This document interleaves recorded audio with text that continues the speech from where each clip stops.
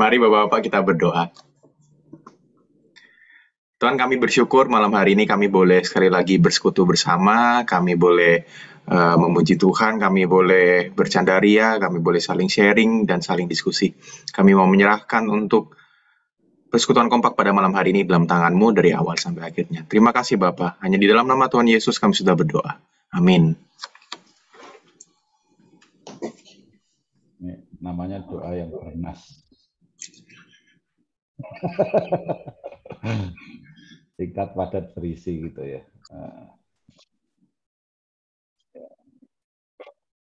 Hari ini kompak edisi 2021-11 ya, yang bulan November. Tadi kita sudah doa pembukaan. Terima kasih Niko untuk pelayanannya. Nah, kita masuk ke ice breaking. Ice breaking ini tidak apa-apa, mumpung belum ada orang-orang, kita latihan karena memang kayaknya perlu dicoba gitu. Saya juga nggak yakin mulus. Perlu ada tag friendliness gitu ya. Saya kirim link di Zoom chat, itu boleh diklik atau di WAG. Silakan coba diklik ya, di WAG, di WhatsApp juga saya kirim.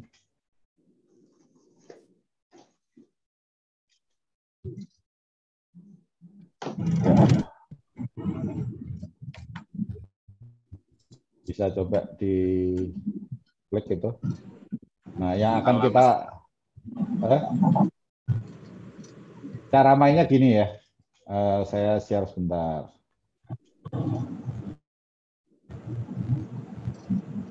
Mesti install sini Jamboard. Nah, makanya ini dijelasin dulu sebentar.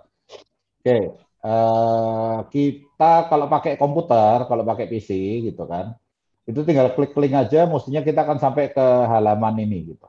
Tapi kalau pakai HP, dia mungkin minta install. Nah, silahkan mau install boleh, atau mau kopas dibukanya pakai browsernya Chrome. Kalau pakai Chrome nggak usah install itu, karena itu Jamboard itu native-nya Google. Kita copy, terus nanti buka browser Chrome, di enternya di Chrome gitu. Nah, silakan nanti bisa masuk juga. Nah, saya terusin dulu cara mainnya. Kalau udah masuk pakai PC gitu ya, itu di pinggir kiri ini kan ada menu ya. Ada menu. Nah, menu ini kalau kita klik yang keempat dari atas, gambar sticky note ini kayak post-it gitu ya. Nah, dia nanti akan buka layar kayak post-it gitu.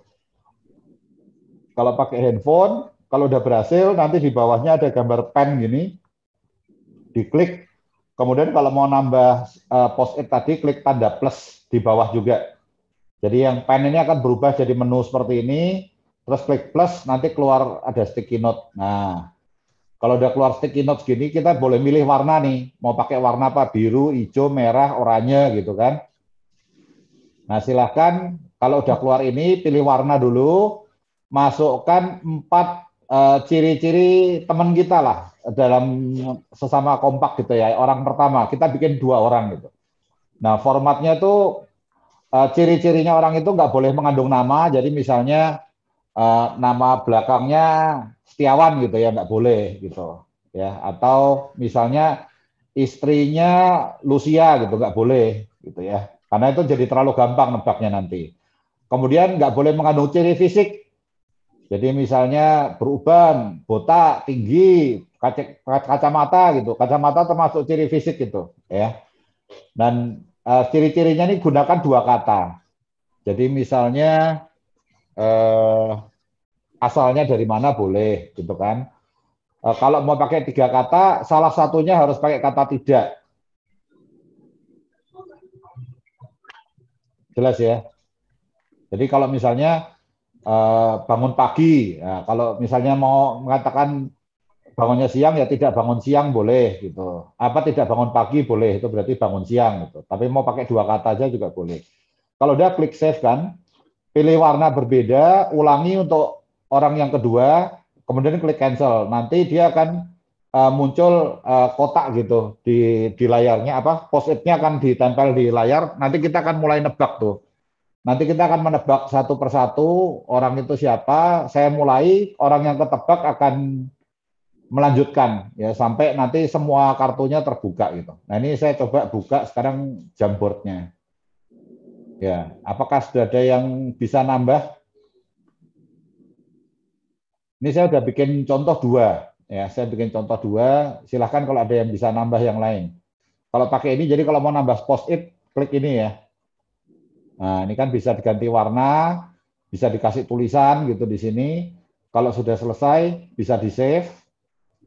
Ya, kalau di-save dia akan keluar, ini bisa digeser-geser nih. Nah, bisa digeser-geser. Kalau misalnya nggak jadi ya tinggal di-delete aja gitu. Itu saya klarifikasi ya. Ya. Itu kan ada warna pink sama warna biru yang ada di papan itu. Ya. Saya langsung nebak gitu nama orang Nanti itu. dulu. Oh nanti dulu. Tugasnya Pak Anton bikin ciri-ciri sebanyak-banyaknya nih. Kita bikin dua masing-masing. Oh gitu. Ya, tugasnya Pak Anton bikin ciri-ciri sesamanya kita. Itu contoh aja itu justru. Oh, oke. Saya pikir suruh nebak sekarang gitu bukan ya? Enggak, karena kita nggak akan tahu nanti siapa yang bikin ini. Pokoknya ada orang-orang yang bikin, notes-nya nanti akan ada di sini. Oke. Pak, dua ciri ya Pak? Iya, dua ciri. Pakai plus gitu? Plus. Bagaimana? Ya plus, plus gitu. Itu kayaknya Jangan, 3 ya. 1, 2, 3 kan? 4. Itu Kalau yang plusnya, kalau plusnya 3 kan berarti cirinya 4. iya, contohnya yang merah muda ini kan Pak Jun, yang biru Mas Haji gitu ya. Langsung ditebak sama Pak Anton dong. Wah, tenan ngomong. Pak Anton seru. Tol. Aduh. Langsung ketebak gampang gitu. Iya, itu kan contoh tuh ya. Kan nggak semua kan cerdas seperti Pak Anton ini. Wah. Ya, itu ilmu ngeles lah ya. Ilmu ngelesnya konsultan itu. Ya, silakan ditambahin. Boleh boleh sambil dipikir. Saya juga coba nambah nih. Pakai link.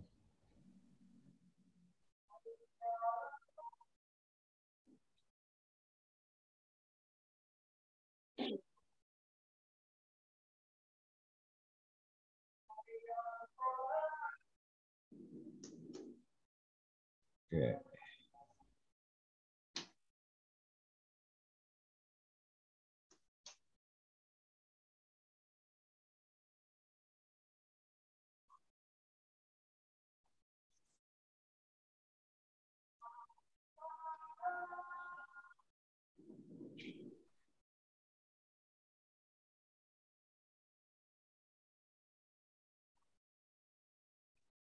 Tujuannya kan kita kepengen tahu ini ya, apa saling kenal apa enggak. Jadi mesti cari ciri-ciri yang spesifik gitu.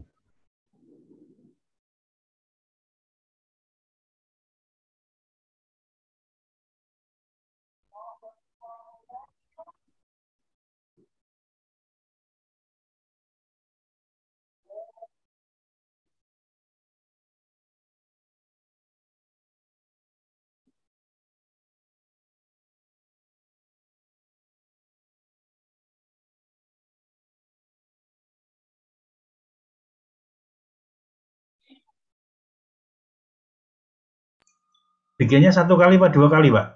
Bikin 2 minimal, Pak. Soalnya orangnya Jadi sedikit. 2 gitu, berarti 1 Ya. itu 2 ciri, bikin lagi orang yang sama atau orang yang lain? Orang yang lain, Pak. Orang yang lain. Lain. Ya. Mau bikin lebih juga nggak apa-apa.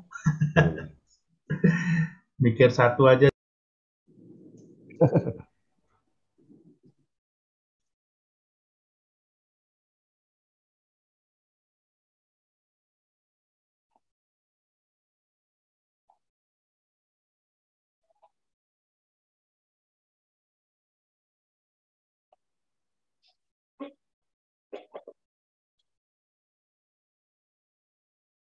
Ya, pokoknya dibikin yang banyak aja dulu.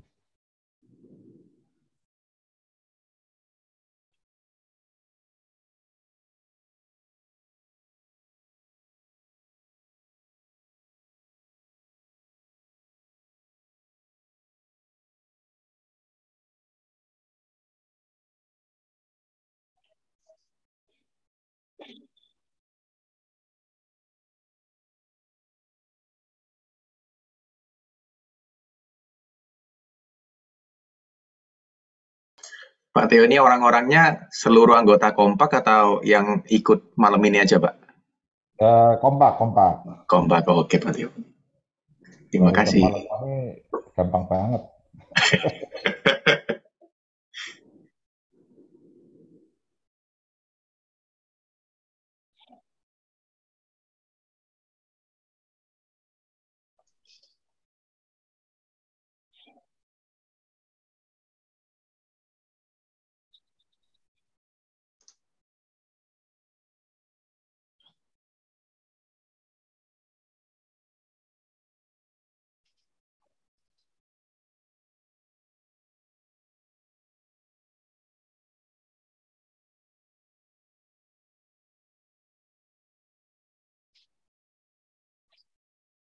Ada yang coret-coret.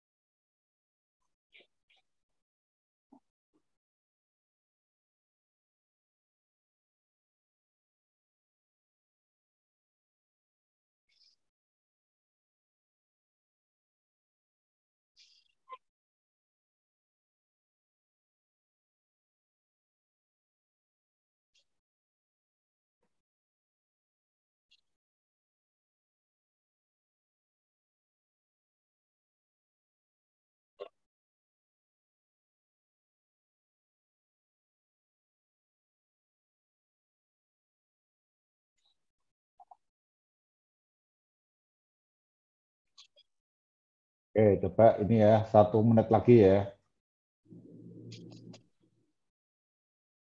Waktu boleh silakan yang mau nambah, tambah aja dulu. Masih punya waktu 1 menit.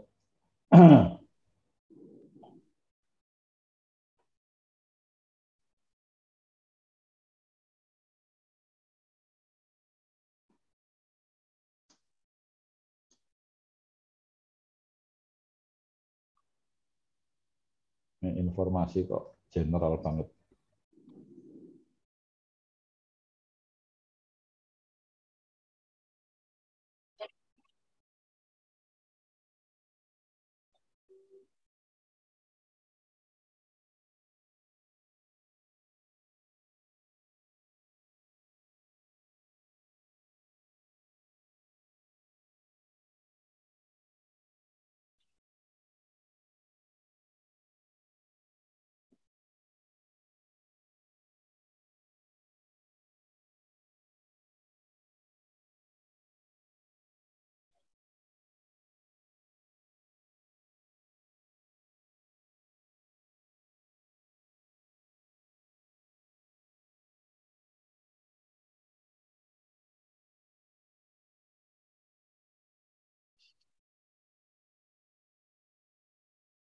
Oke, kita coba nebak ya.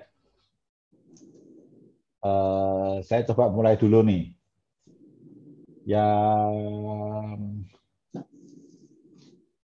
Nah nih, suka olahraga pagi, suka guyon.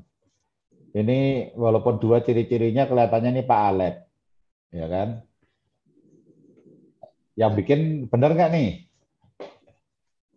Kayaknya. Kalau benar dibilang benar. Nah, Benar-benar. Pak Betul, Alepnya betul. ada. Pak Alepnya ada nggak? Pak Alepnya nggak ada. Ya kalau gitu yang bikin ini sekarang yang apa? Yang gantian nebak, yang salah satu aja, ditebak yang lain. Ya silakan. Pilih yang mana?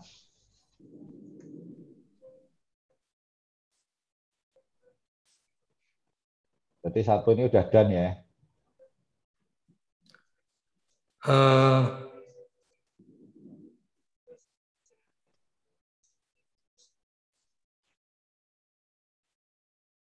tiga anak suka menyanyi, pengurus kompak, belum pensiun.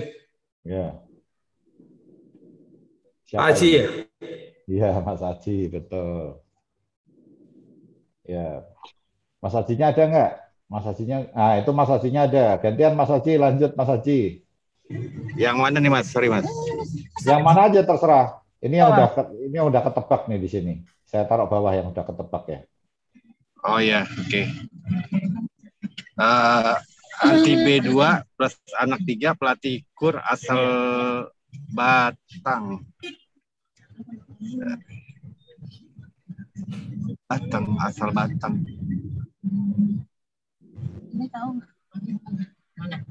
Pas dulu Mas, pas. Oh, ya yang lain berarti cari yang bisa aja. Jangan pas. Pak chat Pak Anton Pak, siapa gitu.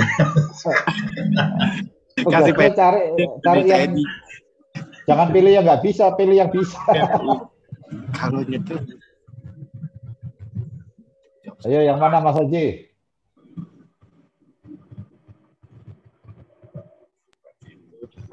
Suka tidur soto Betawi. Pak Alek kali ya? Nah, yang bikin ini benar nggak? Siapa yang bikin ini? Salah. Oh, salah katanya. Ya lanjut dulu deh. Maksudnya lanjut atau gimana? Belum ketebak, mesti nebak yang lain Mas Haji. Sampai gitu. Iya. Pensiun istri pintar punya anak.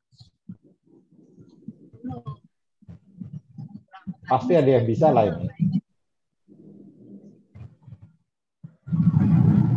Suka dengan anjing, suka makan enak. Pateo kali ya? Oh, yang nggak tahu yang bikin siapa Mas ini? Teo nih. Yang Ya, bikin betul. siapa? Buat Betul. mantap. Ya, tadi saya udah, berarti yang bikin ini tadi siapa nih? Pak Anton. Ayo Pak Anton. Bikin Pak deh. Ya. Siap. Saya harus nebak yang lain ya, bukan bikinan saya sendiri, bukan ya? Ya, Nah, ya, yang lain dong. Boleh nebak sendiri asal nggak ketahuan Pak. Iya. Nggak ada yang ngaku. Saya suruh ngaku dulu gitu.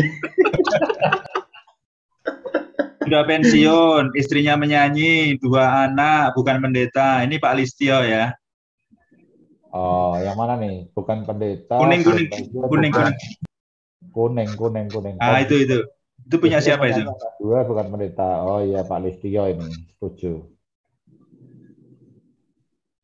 Dari saya, ya berarti Pak Listio sekarang yang nebak. Pak Listio. Pilih satu, Pak. Ya, pilih satu, Pak.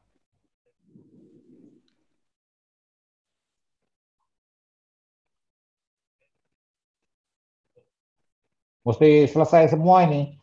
Kalau enggak, Pak Edi enggak mimpin diskusi. Ya, nggak apa-apa Pak. Kita main aja. Nanti gambarnya gini lagi gitu Rono.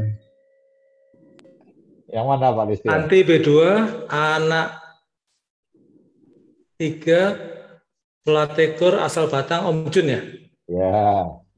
Pak Jun yang nebak sekarang. Dibales ya. Tidak suka bicara, main golf, suka tamasya. Listio. Ini benar nggak yang bikin siapa ini? Bener itu mestinya.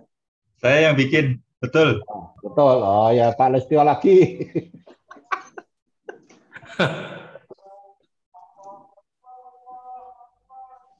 Ini ada siapa aja sih? Ada Andre juga. Oh, itu Dingko Mas.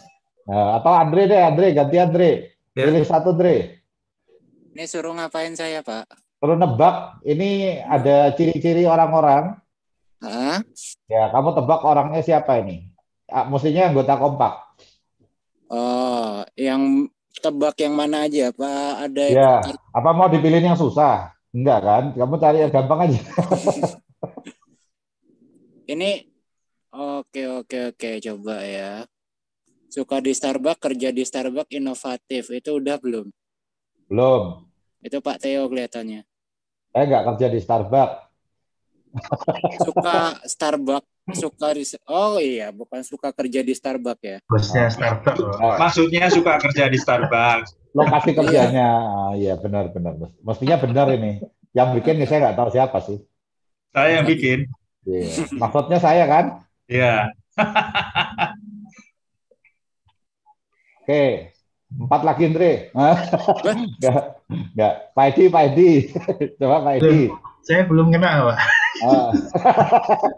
Andre juga tadi belum kena, Pak. Ya, yang ini, yang apa, Jambon ini, Pink. Ya, yang mana, Pak? Yang lama bekerja sebagai tukang cuci piring plus 1 almater dengan Sandiaga Uno. Kemarin Pak Andre ngakunya gitu sih. Oh, bener, Andre. Yang buat siapa nih yang buat ya? Saya, Pak. Betul nggak? Betul, Pak. Andre bener, Andre. Cuci piring ya, tanggung jawab Pak ya, tanggung jawab Nicholas ya, bukan saya Pak Andre. Ini benar kok Pak, saya paling lama itu. Oh bener ya, 5 tahun saya kerja itu cuci piring sama bersihin WC. Ini waktu kuliah ini. Waktu kuliah. Penasib kita. Penasib.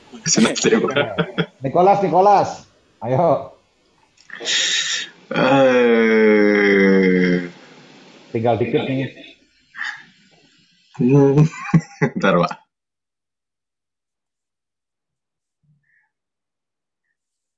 Kayaknya ini deh, Pak. Yang bukan pendeta, belum pensiun, tidak kelahiran Jakarta, bisa gitar. Nah, siapa nih? Saya sendiri, Pak. Nah, berarti nebak lagi. Nggak boleh orang yang ngasih aja, Pak. Nebak Salah lagi. pilih saya. Ini enaknya kalau bikin aturan kan gini, suka-sukanya nggak jelas. Terserah yang bikin. Yang bikin siapa tadi nih? Saya. Oh, pantesan. Ya Pak Teo belum kali lagi kan. Oke, benci kecoa dan suka di rumah. Ini kabeh wong ya. Tapi yang bikin Pak Anton ini. Benar nggak Pak Anton? Bukan saya bukan. Oh, Saya tidak bikin itu. oke. Tapi orangnya Pak Anton. Bukan. Oh, Kalau benci kecoa ya. heeh.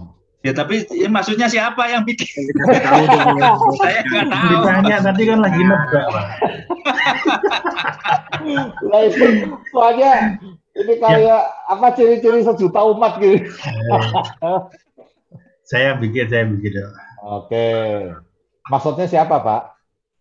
Loh Pak Teo belum jawab Pak. Lah tadi saya nebak Pak Anton. Oh salah. Salah. Oke. Siapa ini?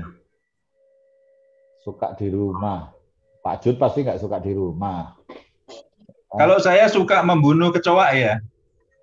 Ya, tapi nggak ditanya kan? Tapi bukan kebanggaan itu ya. Itu kekerasan itu Pak. Rasa dalam rumah tangga itu. Kira kecoa. Oke, ini Pak Jun ini tidak suka daging sapi, pernah kerja di perbankan, SMA di Semarang. Ya, Pak Jun lah ini. Ya, benar ya. Yang bikin siapa ini? Saya. Nah, benar kan? Benar. Nah, berarti Pak Jun sekarang. Bersedia belajar sesuatu yang baru, percaya Tuhan Yesus meskipun anggota keluarga lain tidak. Nicholas ya? Bukan. Bukan Pak Jun.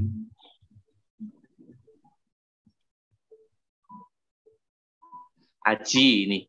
Iya betul. Oke, Mas Haji, tebak lagi Mas Haji.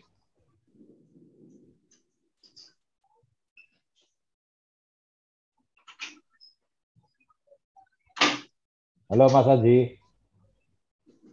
Roger. Nah, Ya. Nah, benci nebak kecoa lagi. plus suka di rumah. Pak Alep ya. Yang buat salah apa benar nih? Pak Edi yang buat tadi. Benar nggak Pak Edi? Yang mana Pak? Sorry, suaranya tadi agak putus. Tapi Mas Haji bilang benci kecoa suka di rumah ini Pak Alep katanya. Bukan. Bukan.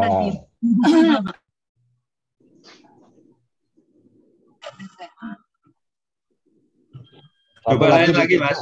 Coba lagi satu lagi Mas Haji. Tahu nggak yang kemarin pas banjir nyari ikan gampang banget banyak. Aduh. Pecinta telur tidak bisa makan kepiting. Tapi kita dapat ikan buat.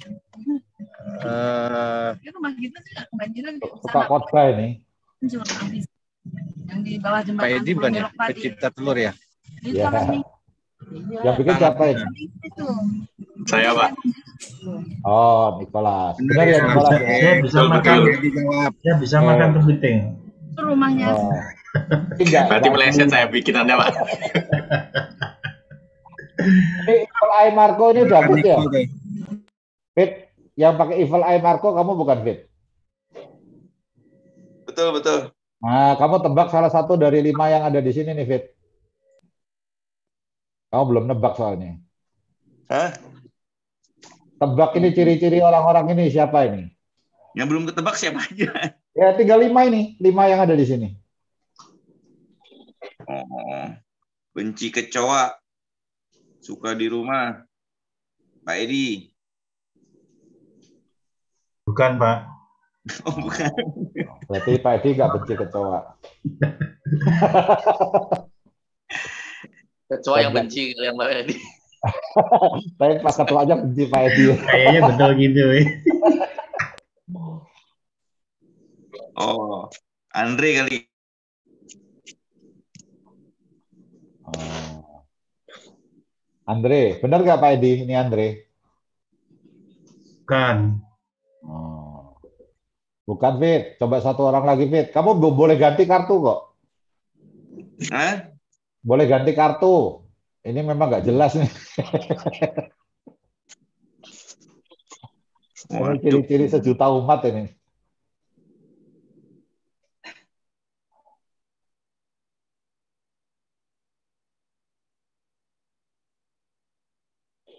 Yang biru, yang pink, tahu nggak itu?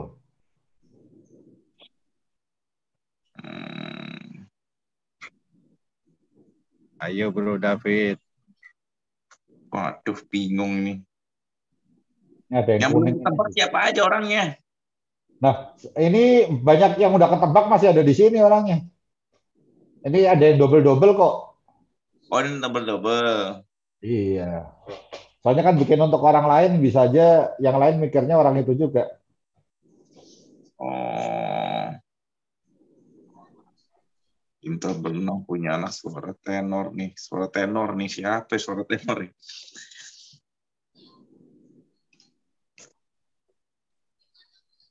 Pak Edi tuh pintar berenang punya anak suara tenor. Salah. Salah juga. Ini mah tinggal yang susah-susah kelihatannya ini.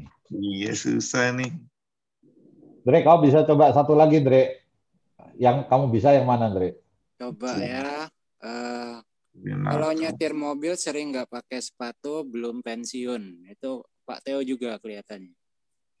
Yang bikin siapa ini? Mungkin Yang Pak bikin Jun. salah itu. Pak Jun mungkin ini yang bikin. Iya. Ya benar. Katanya terlalu banyak itu. Terlalu banyak pelanggaran. Terlalu banyak pelanggaran. Dibilang 2 kata. Diborong. Oke, benar-benar, Dre. Ya, saya nggak suka pakai sepatu kalau nyetir. Suka pakai baju. Iya. Kalau nggak pakai baju, rusuh. Panton, coba lagi Panton. Ada yang bisa nggak Panton? Agak berat sih karena ini umum ya. Masalah kecoa, suka tidur. Saya suka tidur sih kalau jam tidur ya tidur gitu. Sokoto Betawi juga suka gitu. Tapi bukan saya. Maksudnya saya nggak tahu yang lain nih. Oke, Nicholas, ada yang kau bisa tebak dari 4 ini? Kalau Pak Edi, gembalanya pasti tahu lah. Coba yang biru deh, Pak. Suka nge-mall, suka ayam, suka nyanyi, plus kecilnya nakal. Pak Aji bukan? Bukan. Bukan. Kamu saya nakal dari kecil, Pak. Benar-benar Niko. Yang buat siapa nih yang buat ini? Saya yang buat. Oh, yang buat. Ya. Ya, makanya saya bisa bilang bukan. Yang pink ini Patri ya, Triono ya. Pintar berenang, punya anak, suara tenor. Akunya gaptek. Triono bukan? Bukan. Pak, saya boleh nebak lagi nggak Pak Teo? Boleh lah. Yang pink Pak Aji, Pak. Pintar berenang, punya anak, suara tenor, akunya gaptek. Bukan juga. Ya. Nggak selesai itu makanya. Alah, sekali lagi. Nah, ini kan mesti dicobain satu-satu ini. Ini David bukan Pak Edi? Bukan.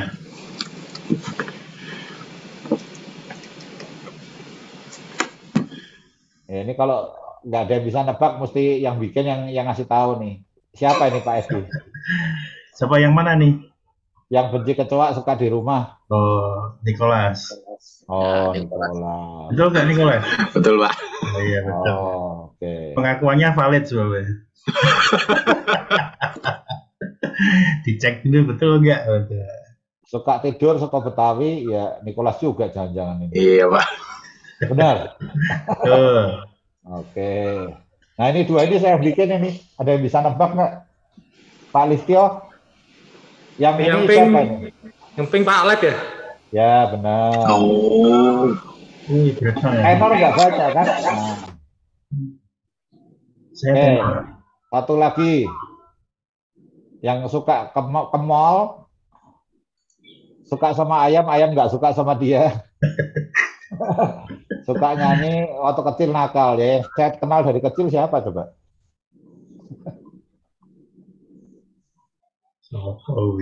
Pak Steven. Ya bisa juga ini. Tapi tadi bukan Steven. Coba orangnya ngaku ini. Orangnya ngaku. Yang buat Pak Teo? Iya. Orangnya ada di sini. Yang namanya Pak Teo sejak kecil siapa ya? Itu tanya dulu. Ini anak dulu kos di rumah ini. Oh, Pak Jun. Iya, saya tahunya dari teman kosnya ini waktu kecilnya nakal. Saya sendiri nggak pernah lihat. Saya butuh pengakuan dulu, betul nggak ini? Saya lihatnya iseng. Bukannya sampai sekarang masih itu? Iya, sampai sekarang masih kelihatan nakalnya.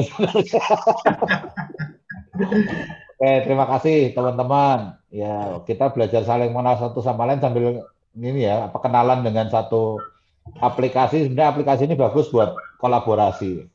Kalau kita mau bikin komitmen, kita mau ya bikin aktivitas lah ya, ini bisa pakai jam. Oke, silakan Pak Edi dipimpin untuk diskusinya. Oke, terima kasih Pak Teo untuk speaking-nya yang menyegarkan kita semua.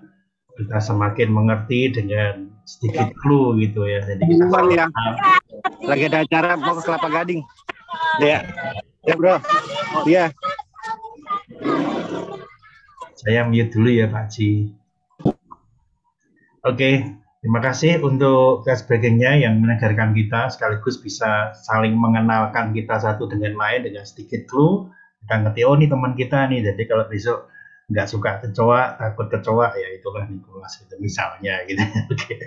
Ya, hari ini kita akan saya akan menyampaikan hanya beberapa singkat saja, nanti banyak diskusinya gitu seperti yang biasa kita kerjakan gitu ya.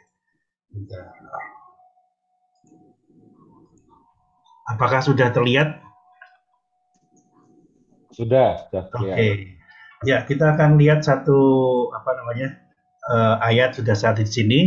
Kolose 2 ayat 8, berhati-hatilah supaya jangan ada yang menawan kamu dengan filsafatnya yang kosong dan palsu menurut ajaran turun-temurun dan roh-roh dunia, tetapi tidak menurut Kristus.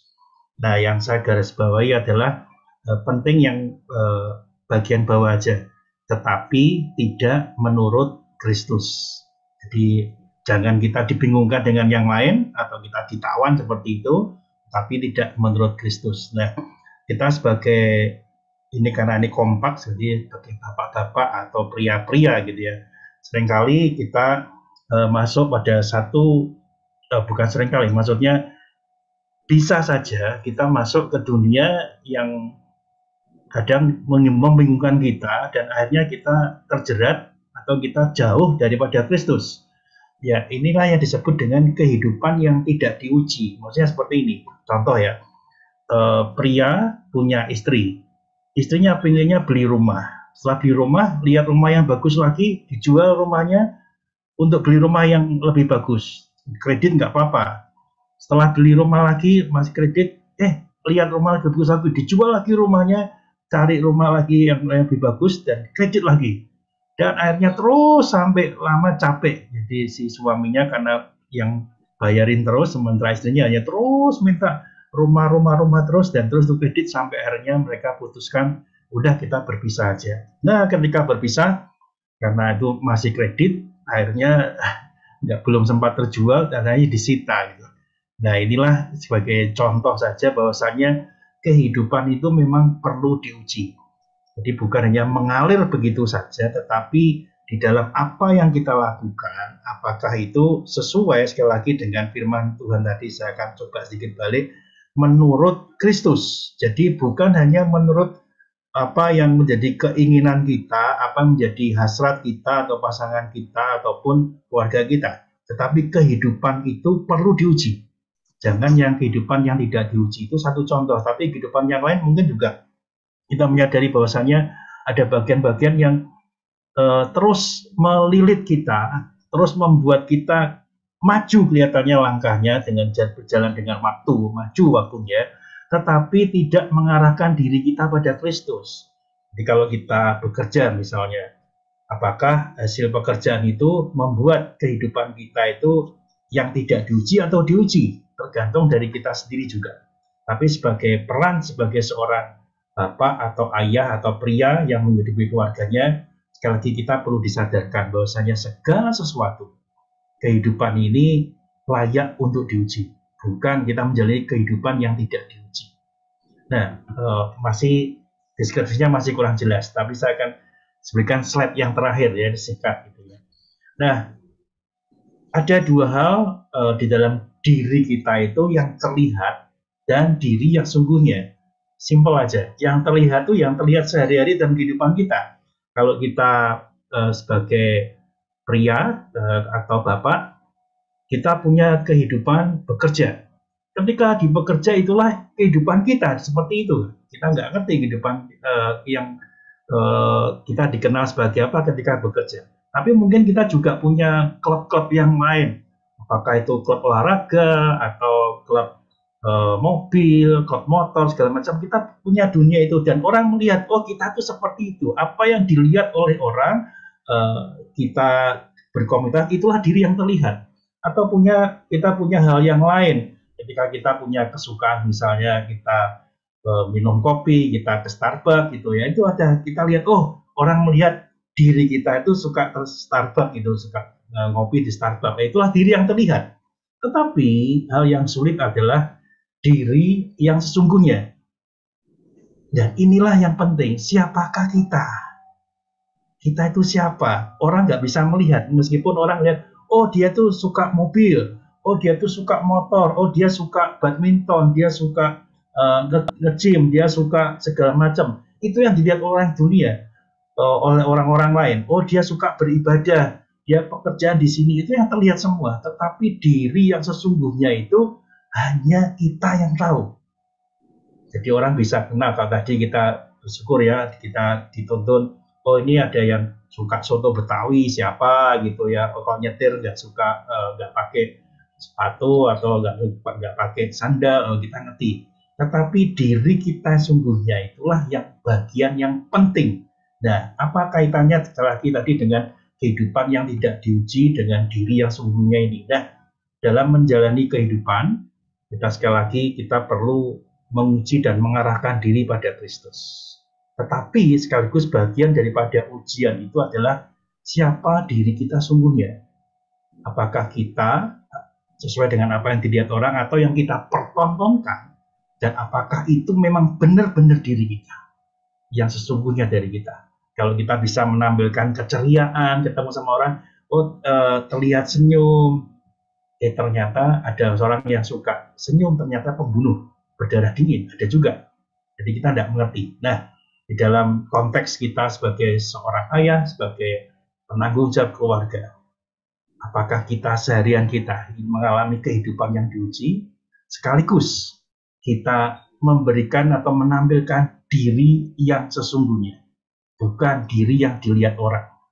Jika di gereja, lihat kita baik dengan istri, memperlakukan anak dengan baik, tetapi ketika di rumah, wah, anak itu berontak pada kita, terus istri kita juga banyak ribut dengan kita.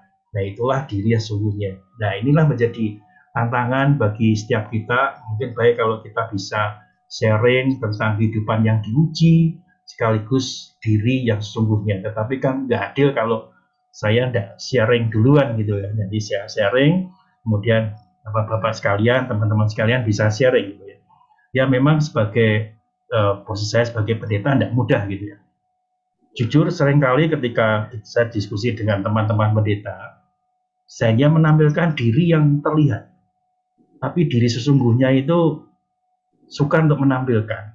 Karena sadar bahwasanya ada kelemahan, apalagi kita bisa apalagi ya, apalagi kita melakukan yang tidak baik.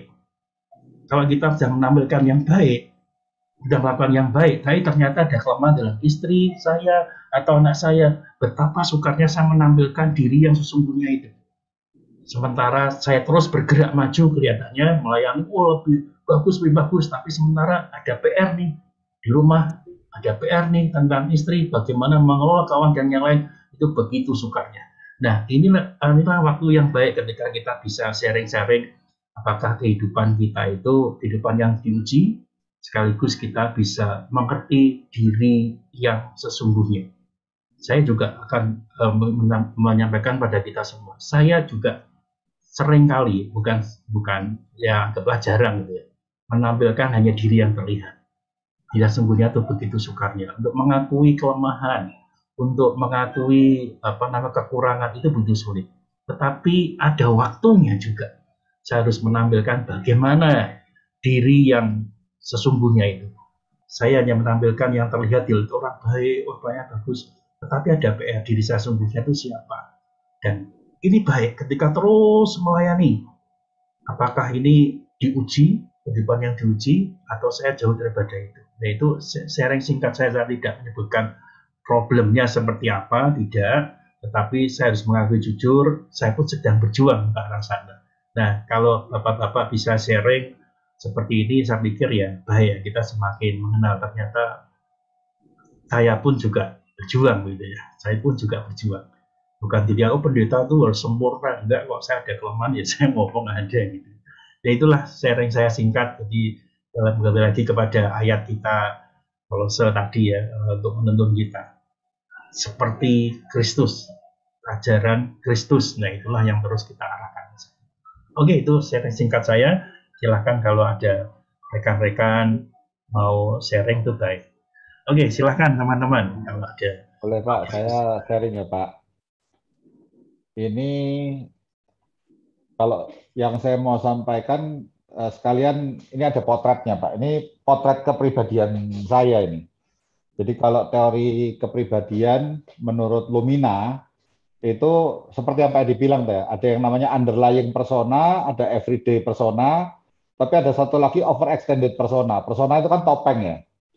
Jadi saya itu benar-benar secara alamiahnya saya underlying. Berarti true-nya saya itu pada saat saya sendiri. Bahkan di depan istri saya aja, saya itu udah pakai topeng lain. Itu udah masuk ke topeng yang everyday ini. Pilihan kita by choice gitu ya. Tapi kalau naturalnya saya itu underlying gitu. Benar-benar saya itu seperti apa sih? Belum tentu di depan istri saya juga saya nggak pakai topeng gitu. Mungkin sudah ingin menunjukkan yang baiknya saya kalau depan istri saya itu ya seperti apa gitu, supaya ya diterima sama orang lain karena kita makhluk sosial kan.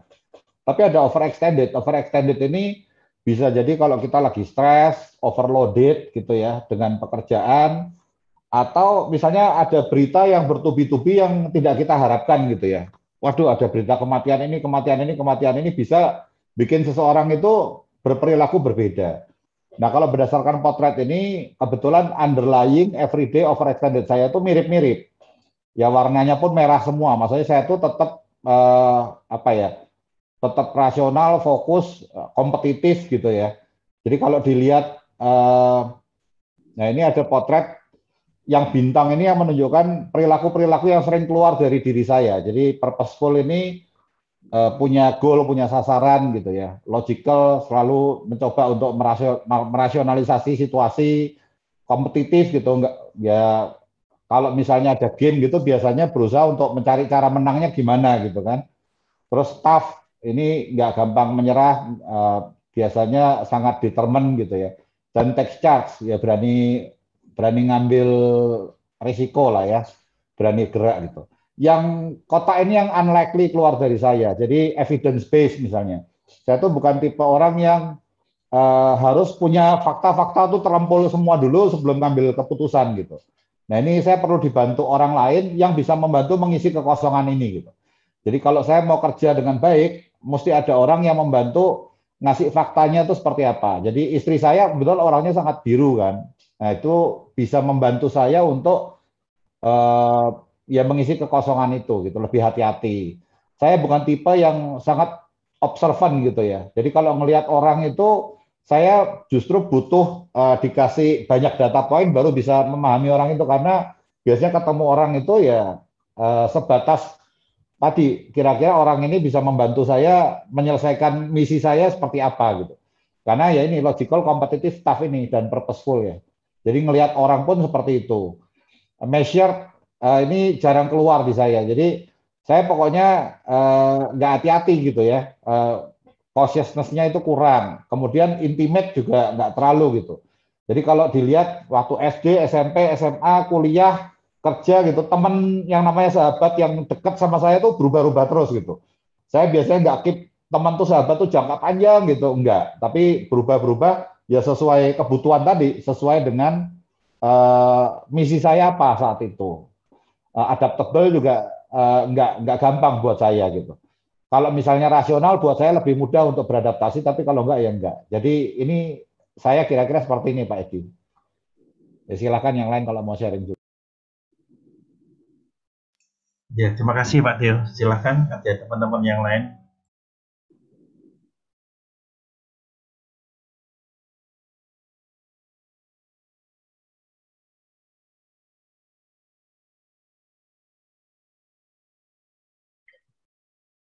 Makasih Pak Edi, Pak Teo. Jadi kalau saya melihat memang diskusi Pak Edi itu sangat filosofis dan juga dalam arti bahwa apa yang ingin kita sampaikan pada malam hari ini kan sesuatu yang mungkin perlu belajar secara psikologi, belajar antropologi gitu ya, maupun juga secara filsafat gitu. Tetapi saya ingin menyatakan secara pengalaman lah ya. Saya sendiri kalau melihat diri saya sendiri, sebetulnya juga kesulitan gitu. Karena yang ngomong gitu juga istri saya. Kalau istri saya melihat apa yang terjadi dalam diri saya itu seringkali tidak sesuai dengan yang saya harapkan. Mungkin ini seperti pengalaman dari Rasul Paulus ya. Rasul Paulus menyatakan, saya ingin berbuat sesuatu yang baik, tapi sepertinya ada desakan yang keluar itu ya yang beda dengan apa yang sudah dipikirkan, sudah direncanakan gitu ya. Termasuk juga dengan kegiatan, saya nggak tahu yang lain ya, tapi saya sendiri gitu kan, kita kan ini kan satu refleksi gitu ya. Dalam arti bahwa kadangkala kegiatan yang di luar kontrol itu kan berupa mimpi ya. Mimpi itu kan alam bawah sadar gitu. Alam bawah sadar seringkali terjadi pertengkaran gitu kan, pertengkaran. Ya kadang-kadang seperti yang pernah saya share juga ke teman-teman gitu ya. Dalam mimpi saya itu saya membela istri saya. Waktu dia itu mau diganggu orang gitu kan. saya pukul gitu. Yang saya pukul malah istri saya, bukan istri saya kan marah. Kok kamu mukul saya? Lu saya pikir mukul orang lain, katanya istri ya, kayak gitu itu. Jadi sesuatu yang di luar konteks ya, dalam arti konteks antara kenyataan dan dunia mimpi gitu, terjadi pertengkaran gitu. Kadang-kala juga istri saya juga melihat gitu, apa yang saya pikirkan tuh kadang-kadang dia tahu gitu ya. Jadi ada kontak batin, kamu mikirkan ini ya. Jadi ada sesuatu yang dia itu lebih tahu daripada saya sendiri gitu ya. Kadang-kala gitu. Kadang-kadang Tuhan berbicara kepada saya dengan berbagai macam bentuk, demikian juga yang mengganggu saya juga dalam arti berbagai macam bentuk gitu. Jadi apa yang terlihat, apa yang itu juga kadang-kala diri sendiri, mengenal diri sendiri itu juga kesulitan gitu ya. Seperti ada seorang teman belajar mengenai apa? Saya belajar mengenai diri saya sendiri. Orang-orang pada tertawa gitu ya. Padahal saya berbicara, ya itulah yang mungkin itu pengalaman orang lain berbeda dengan apa yang saya alami gitu. Karena kadang-kala kan Tuhan itu memberikan sesuatu yang di luar orang lain tidak paham gitu ya. Contohnya Robin Williams itu kan. Robin Williams kan punya istri, punya anak gitu ya. Tapi dorongan-dorongan yang ada dalam dirinya itu ternyata tidak dibaca oleh istrinya, oleh anak-anaknya gitu ya. Termasuk juga penyanyi Linkin Park gitu kan, siapa Chester, kalau nggak salah Chester siapa lupa saya. Chester itu yang istrinya melihat ya memang ada tekanan gitu, tapi tidak berpikir bahwa tekanan itu ternyata membawa dia kepada malapetaka ya, sesuatu yang di luar prediksi orang itu gitu. Nah itu kadangkala memang rumit ya, sesuatu diri sendiri, roh kita itu sebetulnya seperti apa, tubuh kita seperti apa, orang lain membaca seperti apa gitu ya. Tapi yang pasti kita itu punya keinginan seperti apa. Saya pikir seperti yang disampaikan oleh Rasul Paulus tadi itu, bahwa ya paling tidak kita punya keinginan gitu kan, punya harapan, punya sesuatu yang kita doakan bagi diri kita sendiri maupun orang-orang di sekitar kita gitu. Kita ingin menjadi refleksi atau cermin kemuliaan Tuhan gitu ya, melalui apapun gitu, keberadaan kita masing-masing gitu kan. Dalam arti refleksi ya kemuliaan Tuhan itu dengan keberadaan kita, apakah sebagai tadi Pak Edi nyebutkan sebagai dalam pekerjaan kita gitu ya, dalam kehidupan kita sehari-hari. Pak Tio tadi juga sampaikan melalui komunikasi dengan istri, dengan anak-anak, dengan masyarakat gitu ya. Tentunya kita menampilkan berbeda karena memang konteksnya juga berbeda gitu ya.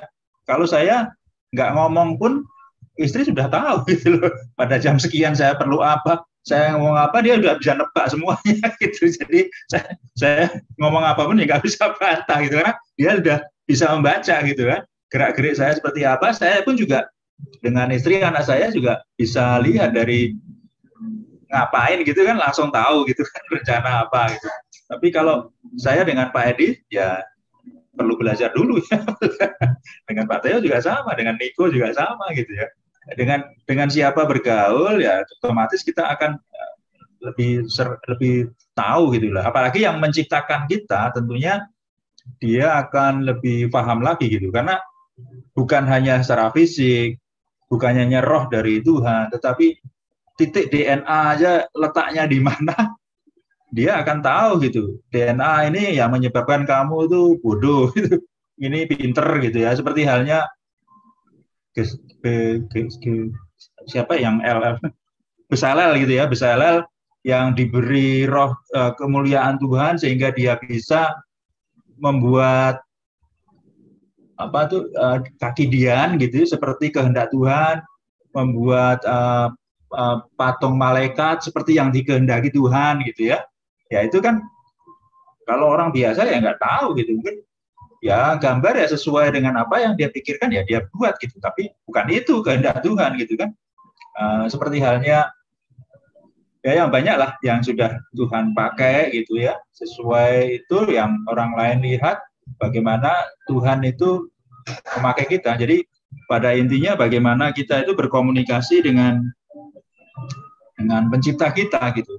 Karena kita berusaha menutupi ya, karena kita sebagai orang percaya gitu kan, berusaha menutupi, berusaha dengan kemampuan kita, tidak akan bisa terjadi jika tidak ada penyertaan Tuhan dalam kehidupan kita. Mungkin diskusi ini jadi panjang ya, meskipun pertanyaan dua tadi itu yang sangat prinsip gitu ya. Bagaimana kita menampilkan dan bagaimana sesungguhnya kita sendiri. Sesungguhnya diri kita sendiri aja kita juga kesulitan untuk mengenal gitu. Makasih. Pak Anton yang di Facebook itu underlying atau everyday itu? Istri kan baca Pak Anton bisa, saya baca Pak Anton ya lewat Facebook kan. Ya, dibaca aja. Underlying atau everyday itu? Kalau gitu dibaca aja. Sama nggak? Itu diri Pak Anton sesungguhnya atau ya itu? Ya itulah yang ditampilkan. Nah, ya antara ya dan tidak kan gitu. Karena ya ini kan virtual gitu kan. Kalau saya suka, tapi ada orang yang bisa melihat bahwa ini sesuatu yang memang saya sukai gitu kan. Karena saya suka menulis puisi, menulis cerpen gitu. Mereka langsung ngomong gitu. Malah ada yang, boleh nggak saya punya gambarnya, kamu tuliskan deh ceritanya. Kayak gitu. Jadi sesuatu yang malah mereka juga ingin gitu. Malah saya kalau nggak nulis di Facebook lama gitu kan, ada pendeta yang dekati saya. Kapan nulis lagi? Saya dapat inspirasi dari situ loh. Oh, ternyata ada yang merasa merasa terinspirasi, terberkati dengan apa yang saya tulis gitu ya. Ya dari situ gitu. Ya itu mau dikatakan underlying atau apa ya silakan dibaca aja deh. Makasih. Iya Pak Anton, terima kasih. Setidaknya kita punya dimensi yang berbeda seperti Pak Anton tadi ya. Sampai dirinya aja istrinya tahu gitu, luar biasa gitu. Ya ini cara-cara kita untuk menemukan yang berbeda-beda. Kalau Pak Teo tadi secara logika, terus sebagai tes ketahuan ya tadi di mana posisinya Pak Anton dalam kehidupan pribadinya. Ada lewat mimpi, menarik sih. Saya sempat diskusi dengan Pak Anton waktu itu mimpi itu di Sidoarjo ya Pak ya. Menarik juga itu. Ya itulah kehidupan yang menyertai. Tapi kita diberkati ya. Oke. Silakan ada yang lain lagi. Terima kasih Pak Anton. Lagi.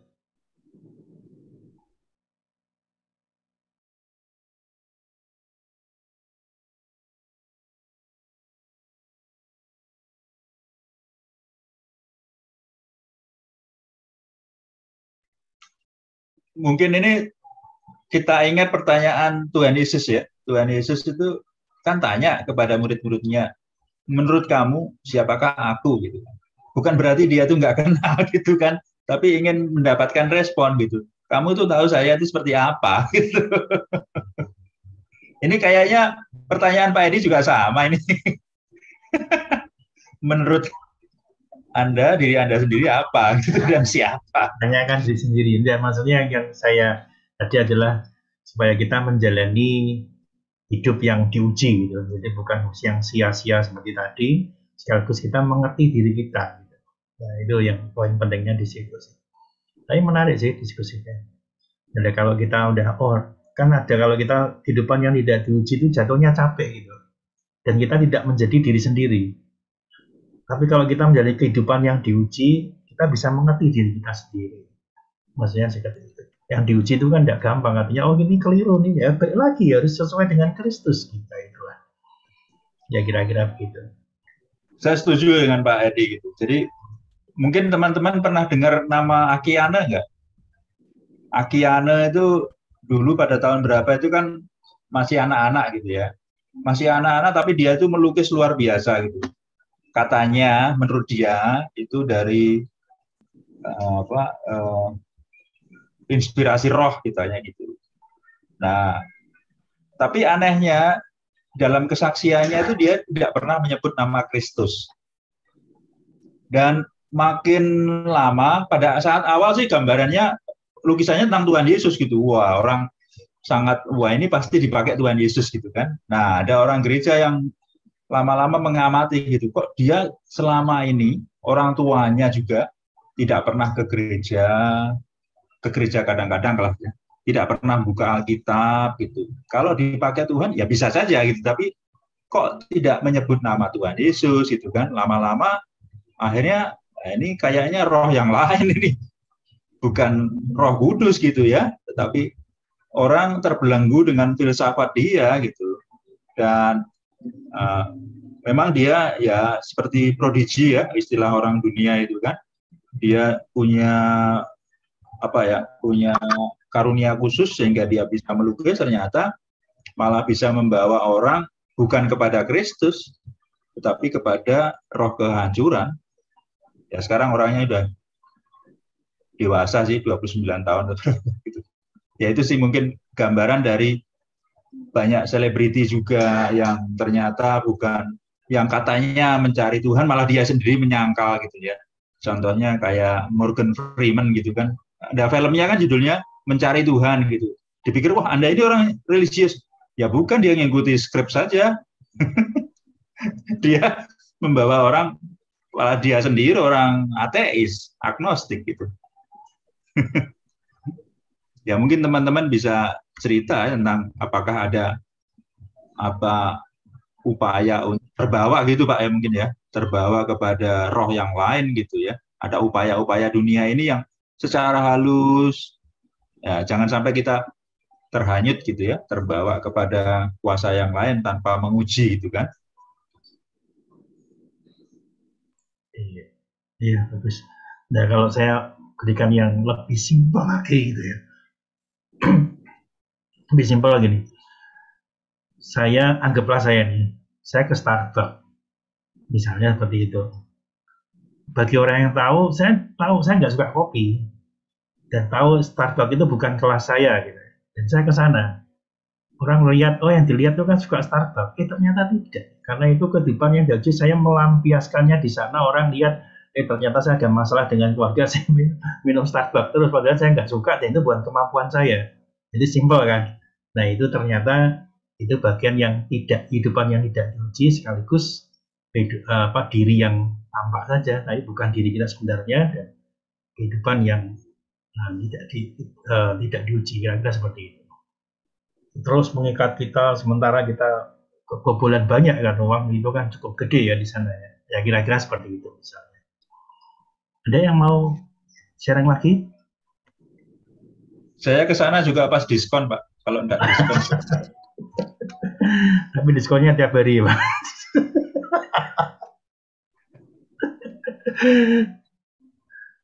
Iya, silakan kalau ada, kalau nggak ada saya kembalikan ke Pak Tio lagi gitu ya. Kadang kita ngeliat orang lain juga bisa salah ya Pak Edi. Tadi terus terang saya merefleksi apa yang Pak Edi sampaikan itu, kadang kita melihat orang lain itu seperti A di bayangan kita gitu, karena itu yang kita lihat gitu kan. Tetapi kan dirinya dia sesungguhnya belum tentu seperti itu gitu loh. Karena saya ingat kesaksian Evangelis Andreas Kristande ya, tentang Christiana Sai. Dia nulis buku namanya Queen of the Dark Chamber gitu. Mungkin ada yang pernah baca, karena dia punya penyakit fotosensitif ya, nggak boleh kena sinar matahari, jadi ruangannya tuh semua tirainya hitam, temboknya dicat hitam, spraynya hitam gitu, karena kalau dia buka jendela kena cahaya matahari gitu aja sakit semua gitu. Jadi suatu hari Pak Andreas Kristande ini mampir ke tempatnya Christiana Sai ini, maksudnya mau menghibur dia gitu, memberi kekuatan, mendoakan gitu. Ternyata dia bilang waktu dia keluar setelah ketemu Christiana Sai ini, justru dia yang dihiburkan gitu, karena Christiana Sai ini sangat kuat dan dia ternyata sangat bersyukur dengan kondisinya dia, karena keberadaannya dia itu justru menjadi berkat buat banyak orang. Termasuk buku itu sebenarnya bukan dia yang nulis, karena dia nggak bisa nulis gitu kan. Yang dia bisa lakukan, dia ngomong, orang lain membantu menuliskan gitu, karena kan kalau nulis mesti pakai cahaya, pakai apa gitu kan. Jadi dia ngomong, direkam, ditulis sama orang lain gitu. Dan ternyata yang kita pikir orang itu pasti dalam kesusahan, dalam kesakitan, dalam kepedihan gitu ya. Dan pasti banyak pemberontakan atau komplain sama Tuhan itu ternyata justru enggak gitu loh. Dia itu tahu keberadaannya memang seperti itu. Memang dia harus mengalami itu, tapi dengan kondisinya itu dia bisa justru menjadi berkat buat orang lain. Dan kesaksian itu, waktu saya tadi lihat apa yang Pak Edi tulis, ya berpikir gitu juga. Jadinya kadang-kadang bisa jadi kita menilai orang lain salah, kadang kita menilai diri sendiri juga salah gitu loh. Itu Pak. Iya, bagus Pak. Jadi semakin berkembang juga. Maka ada sisi-sisi, kita lihat ini prisma, ada hal yang seperti ini kita lihat, ternyata semakin melengkapi gitu ya. Hal yang sederhana. Oke, silakan. Ada lagi? Jangan malu-malu.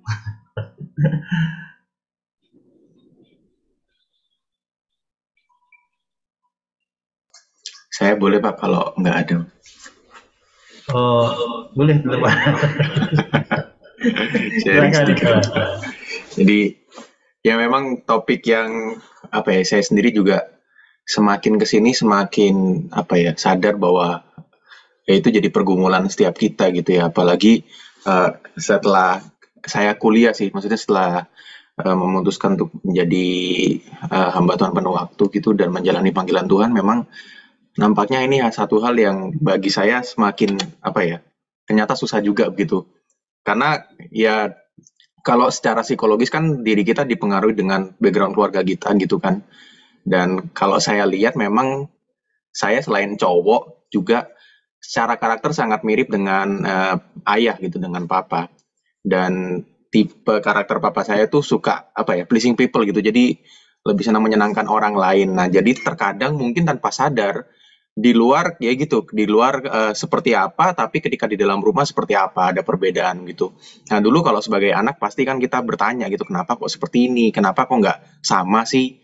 Dan ya ada hal-hal yang membuat kayak bertanya, kok papa saya seperti ini sih? Nah, setelah kuliah terus masuk ke istilahnya dunia kerja gitu, kalau saya mungkin jadi hamba Tuhan sekarang, pelayanan di gereja, saya jadi baru sadar sih kenapa kok papa saya bisa seperti itu. Karena mungkin selain karena secara karakter mirip, karena saya juga anaknya begitu ya Pak, cetakannya papa saya, ternyata memang di dalam kehidupan kita, sadar atau tidak sadar, membuat kita juga berperilaku seperti itu gitu. Nah, semakin kesini, semakin paham juga, semakin berusaha untuk, ya seperti kata Pak Edi tadi gitu ya, selalu memiliki kehidupan yang diuji. Selain lewat firman Tuhan, kita melihat bagaimana diri kita secara firman Tuhan sesuai atau enggak, juga saya semakin belajar untuk terbuka juga dengan orang lain. Karena yang saya sadari, kenapa papa saya seperti itu, karena mungkin kurang terbuka begitu di rumah, kurang terbuka dengan istri, kurang terbuka dengan anak, sehingga ada perbedaan antara di luar rumah dengan di rumah.